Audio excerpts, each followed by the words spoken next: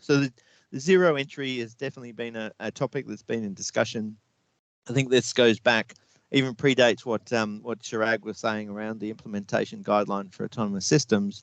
We actually started with this working group trying to come up with the vision of autonomous mining, and I think at that time the industry wasn't quite ready to grapple if there is a unified vision for autonomy. But some of the aspects of those initial discussions, I think, have carried through, and the thinking around what zero entry is formulating. So, again, this is we've gone through some iterations around, is there, what sort of white paper do we need to really be focusing on around zero entry? And there's been some great academic papers and discussions and presentations made throughout the industry by some fantastic people, Gavin Yates and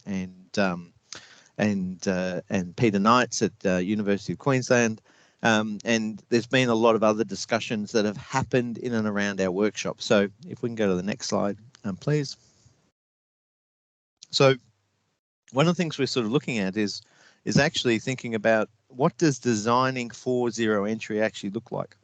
And one thing that people have accepted is, or have agreed to, and I think there's not many arguments, is that we do have aspects of zero entry. It's just that isolated.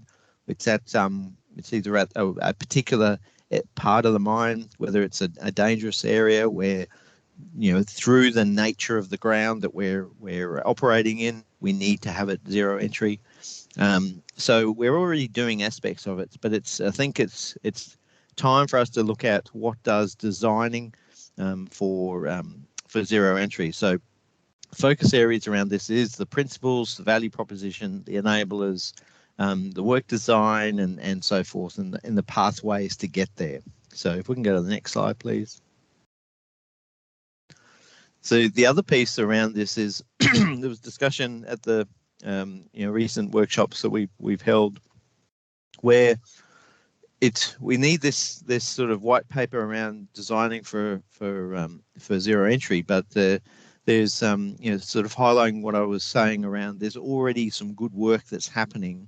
And so with that, I think there's a general agreement to sort of look at some demonstrators. What can we do to actually show a bit of a torch, highlight some of the activities that are happening?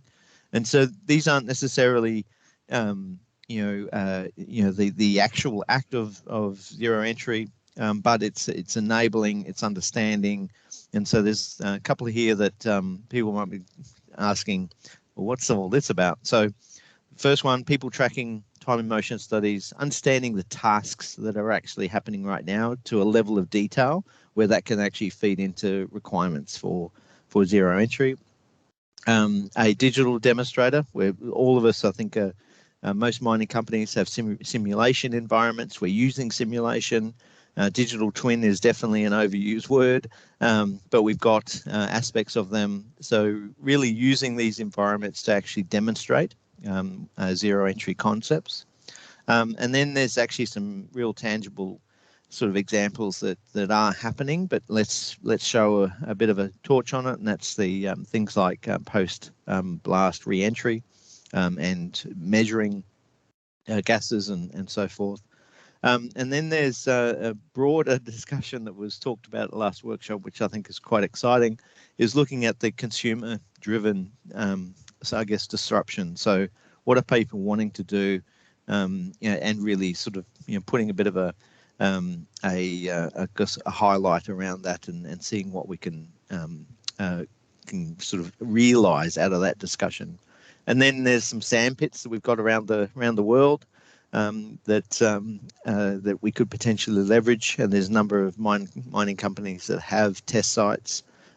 So honing in on that. Next slide, please, which I think is my last slide. So please get involved. Great group of people already involved, but just reiterating what everybody else has said. Getting involved not only can enrich and I guess flesh out the contents of these work packages, but also there's a really good opportunity to link with peers, validate your assumptions, validate your ideas around this, stretch your strategies, and so forth, and even learn, if you're new to the topic area, learning about what the general thinking is, and contribute. Back to you, Heather.